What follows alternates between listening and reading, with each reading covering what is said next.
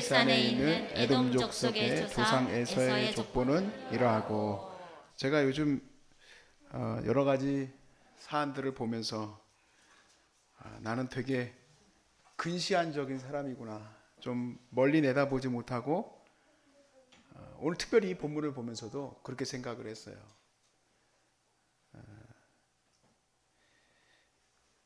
좀 우리 아이들은 좋은 세상에서 살았으면 좋겠잖아요, 그렇죠? 그리고 우리의 아이들의 아이들도 그런 세상에서 살았으면 좋겠어요. 그런 세상을 안 꿈꾸는 사람은 없을 겁니다. 그런데 그렇게 해나가려면 어떻게 해야 될까? 사실 여러분, 오늘 본문에서 보지만 에서가 많은 재물을 얻었음을 우리가 이미 36장 전에 보았죠. 36장 1절부터의 말씀은, 오늘 본문 전까지는 그가 얼마나 많은 재물을 갖고 있는지가 나와 있어요.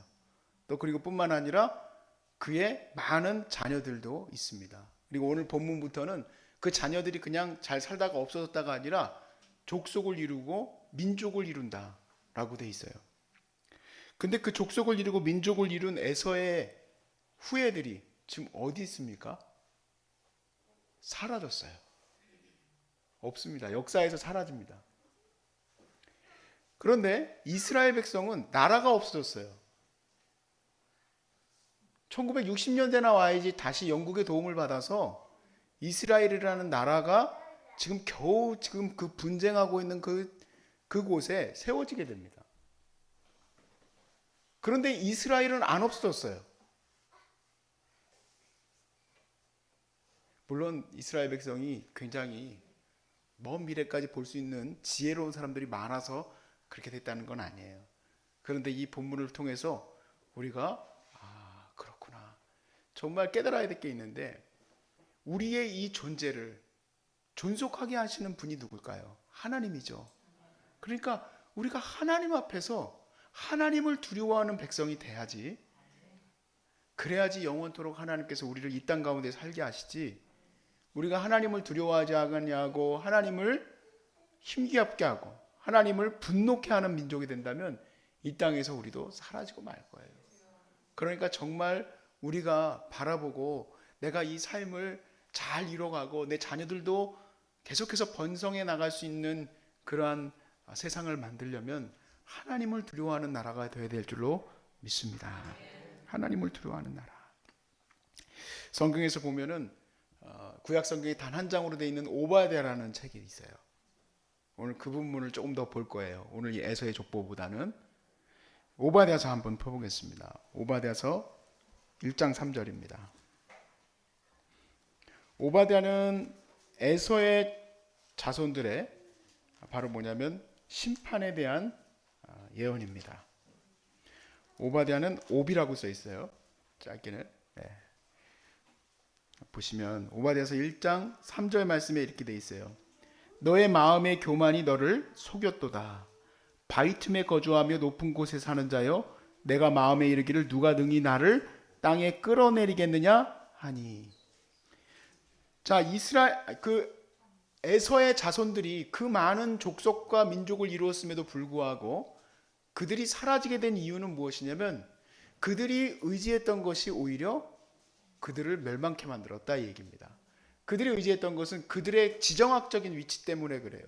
참으로 저도 한번 가서 본 적이 있고, 여러분 혹시 그 예전 영화인데 인디아나 존스의 2 레이더스에 보면은 갑자기 그 바위에다가 이렇게 그걸 바위를 갖다 깎아가지고 만든 세계 불가사 7대 불가사의 중에 하나예요.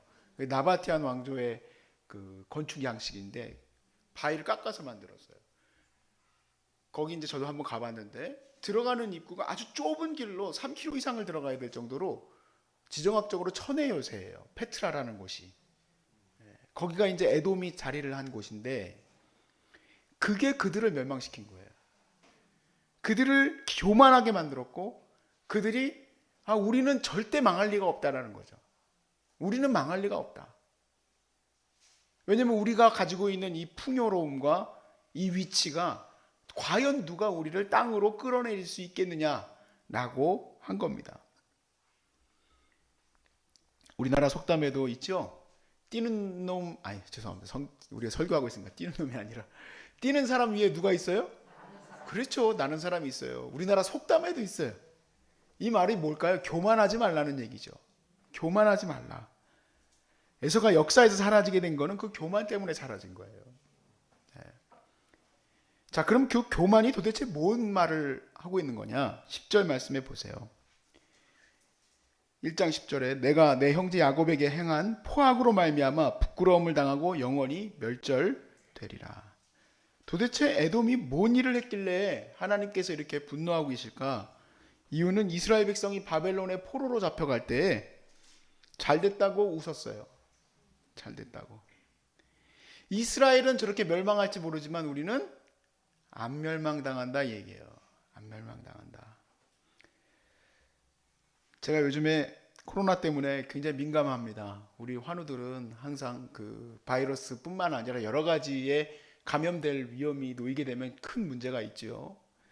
그래서 이제 민감하게 보고 혹시라도 이 근처에 문제가 생기면 저는 무조건 닫아야 되겠다 그렇게 생각하고 있어요. 그런데 그렇게 계속 뉴스를 보다 보니까 제가 계속 우울해져요. 마음이 자꾸 우울해지는데 이유가 왜 그러냐면 그 인터넷에 보니까 처음 부분을 말하는 거예요. 우리가 한 31번째 환자 나오기 전에 그 전에 이제 막 우리나라가 나름대로 잘 대처하는 것처럼 보였잖아요.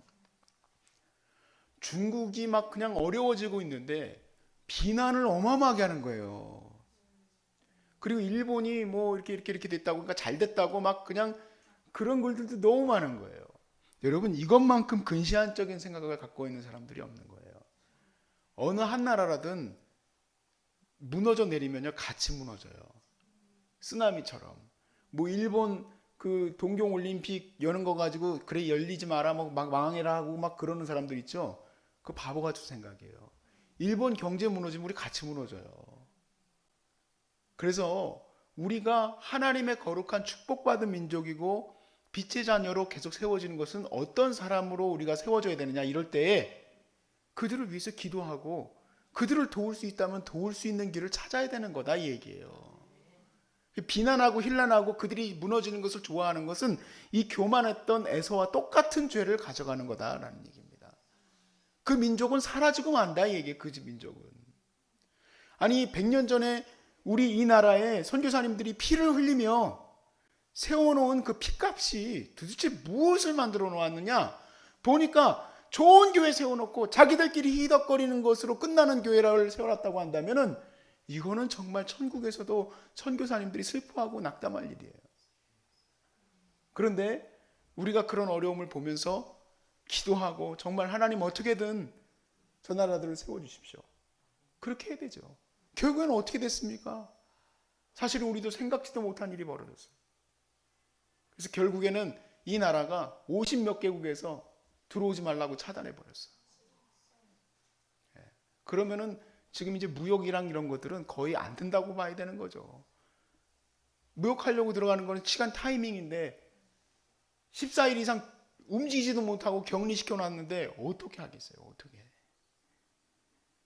그런데 그렇게 또 하고 있는 나라들도 근시안적인 것밖에 못 보는 거예요. 결국에 우리는 다 연결되어 있다는 거죠. 결국엔 다 연결되어 있는 거예요. 어떻게든 같이 세워져 나가려고 해야 되는 것이 바른 선택이에요. 사실 나도 많은 것을 가진 사람은 아닙니다. 이건 나라적으로 얘기를 했습니다. 답답한 얘기를 좀 한 거고 내 개인적인 적용에 있어서도 내 형제가 힘들어한다면 여러분 돕는 게 마땅한 일입니까? 아닙니까? 근데 왜 안 도울까요? 사는 게 나도 힘드니까. 우리나라 속담, 성경도 아니고 우리나라 속담에도 콩 한 쪽도? 왜 그러냐? 왜냐하면은 그래야지 살 수 있기 때문이라는 거예요. 그래야지. 나 혼자 좋은 집을 세워놓고 나 혼자 떵떵거리고 사는 것은 나는 그렇게 살았을지 몰라요. 에서는 그렇게 살았어요. 근데 그 집안은 끝나요. 더 갈 수가 없어요. 더 갈 수가. 제가 그런 두려움을 많이 느끼는 게 우리 아들들이 맨날 제 모습을 보는 건 딴 거 없어요. 맨날 설교 준비하고 맨날 예배 드리고 있는 거예요. 얘네들 놀이가 뭔가 하고 봤더니 성경책 펴놓고 설교하는 거 연습하고 예배 드리고 그런 것들을 보면서 그냥 여러분 내 자신의 모습이 그대로 카피된다 보시면 돼요. 그대로 카피돼요. 여러분 세상에서의 부가 오래 갑니까? 아닌 거 아시죠? 그거를 물려주는 게 아니라 우리는 하나님의 말씀대로 사는 삶을 물려줘야 될 줄로 믿습니다. 오바댜서 1장 12절에서 14절 말씀을 보세요. 네가 형제의 날 그 재앙의 날에 방관할 것이 아니지 않느냐 한 거예요. 유다 자손이 패망하는 날에 기뻐할 것이 아니며 그 고난의 날에 네가 입을 크게 벌릴 것이 아니며 내 백성이 환난을 당하는 날에 네가 그 성문에 들어가지 아니할 것이며 환난을 당하는 날에 네가 그 고난을 방관하지 않을 것이며 환난을 당하는 날에 네가 그 재물에 손을 대지 않을 것이며 네 거리에 서서 그 도망하는 자를 막지 않을 것이며 고난의 날에 그 남은 자를 원수에게 넘기지 않을 것이니라. 근데 요즘 이렇게 어려운 걸 보니까 인간 본성인가 봐요. 고난 당하는 사람들을 못 들어오게 하고 그래도 정말 천만전만 다행이다. 우리나라가 저 나쁜 그 이념이 그렇기 때문에 그러겠죠. 중국 사람들 막 보셔요. 난징인가 거기에 있던 그 아파트 주민들이 한국 사람 한 명 들어왔다고 막 주민들이 소리 지르고 한국 사람을 왜 들어오게 하냐고 막 소리 지르고 난리가 났어. 우리나라 백성인데 우리나라 백성을 비행기에서 태워가지고 저기 천안 어디로 이렇게 데려가는데 그거 못 들어오게 하고 난리 났었죠. 그래도 들어가서 다행이에요. 그래도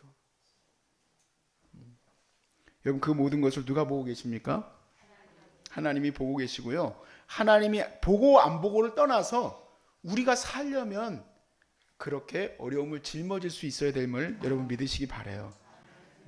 어떻게 우리가 이 삶에서 내가 무엇을 다음에 선택해야 할지 그 선택은 작게는 나를 위한 삶이 아니라 내 가족을 위한 삶으로 헌신할 때 그것이 나를 살리는 거고 또 그리고 내 가족을 넘어서서 내 공동체 그리고 내 나라를 위해서 내가 어떻게 할지를 바라보는 것이 내가 살 길임을 여러분 바라본다면 먼 미래까지 볼 수 있는 겁니다.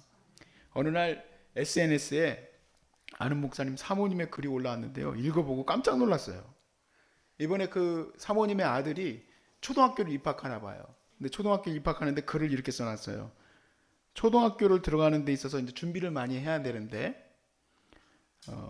뭐 기초 연산 그리고 국어 능력, 그러니까 한글을 읽는 거 그리고 심지어는 영어 능력까지 배양하는 게 중요하게 생각하지만 자기가 생각했을 때는 배려하는 마음과 친구들을 잘 돕는 마음을 갖게 하는 것이 어려운 것 같다 써놨어요. 그래서 제가 속으로 야, 이 목사님 진짜 결혼 잘했다. 어떻게 이렇게 지혜로운 여인과 만났는가 생각을 했어요. 사실이에요. 학교라는 게 뭡니까?